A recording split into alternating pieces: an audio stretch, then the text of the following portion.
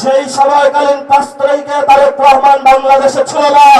বাংলাদেশে ছিল আমার কৃষক, বাংলাদেশে ছিল মজুর, বাংলাদেশে ছিল রিক্সা চালক, বাংলাদেশে ছিল সবজি বিক্রেতা, বাংলাদেশে ছিল গৃহিণী, বাংলাদেশে ছিল আলেম, বাংলাদেশে ছিল ছাত্র। তারেক রহমানের কোন ছায়া আমরা সেদিন রাজপথে দেখি না। নতুন করে বাংলাদেশে এসেছে, হালগতি বুঝার আগেই সব সিদ্ধান্ত নেওয়ার শুরু করেছে। আমরা বলেছি আপনাকে স্পষ্টত, আপনি যদি ক্ষমতায় থাকতে হয় আপনি গণভোটের রায় বাস্তবায়ন করতে হবে। যেই পরিস্থিতি পাকিস্তানি জান্তাদের হয়েছিল বাংলার জনগণের রায় না মানার কারণে, সেই পরিস্থিতি আপনার সাথেও হবে। সঠিক প্যাড আর সঠিক তথ্য দিয়ে এসব সামলে নিব এক হয়ে। Monalisa sanitary napkin. কারণ এই প্রধানমন্ত্রীর চেয়ার এটা আপনার না, এটা বাংলাদেশের জনগণের।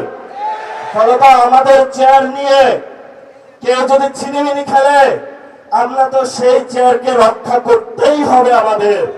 তারেক রহমান নির্বাচনে আসার আগে অনেক জায়গায় ধর্ণা দিয়েছে, ভারত থেকে শুরু করে অনেক ডিপ স্টেটের কাছে তাজমহলের মতন 100 জায়গায় বাংলাদেশকে বিক্রি করেছে।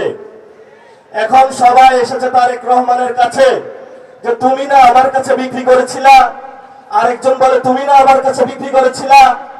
তারেক রহমান এখনো মাথা খারাপ হয়ে গিয়েছে, এখন তাদের পাওনা বুঝিয়ে দিতে পারছে না। কারণ বাংলাদেশের মালিকানা তারেক রহমানের নয়, বাংলাদেশের মালিকানা বাংলাদেশের জনগণের। আমাদেরকে এনশিওর করতে হবে যদি বাংলাদেশের মাটি, বাংলাদেশের বায়ু, বাংলাদেশের পানি ভারত বা অন্য রাষ্ট্রের কাছে কেউ বিক্রি করতে চায়, ক্ষমতার লোভে আমরা রাজপথে থেকে সেই সকল মানুষ থেকে বাংলাদেশের স্বাধীনতা এবং সার্বভৌমত্ব নিশ্চিত করতে হবে। এতে যদি আমাদের জীবনে যায়, আমাদের কোনো পরোয়া আছে? ছাত্র দল, যুব দল, আজকে তোমাদেরকে বলবো, কই তোমরা আজকে কোথায় গুপ্ত হয়ে গিয়েছ? আজকে যে রাজপথে দেখা যাচ্ছে না, বাসায় কি ঘুমিয়ে আছো নাকি পালিয়ে গিয়েছ?